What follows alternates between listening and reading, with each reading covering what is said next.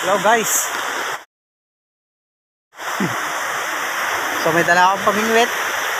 Luluto ko ngayon. Eto dito na naman ako mag-fishing kaso uy, bigas. Kaso lang, ang lakas ng ano. Ang tataas ng no. Hindi ko na kung may isda nito pero tatry natin. Ayan o. Shoutout pala sa mga nanonood na video. Maraming salamat sa inyo. Suporta. Wala sa suporta at wala akong nahuhuli. So yun lang. Fishing na tayo.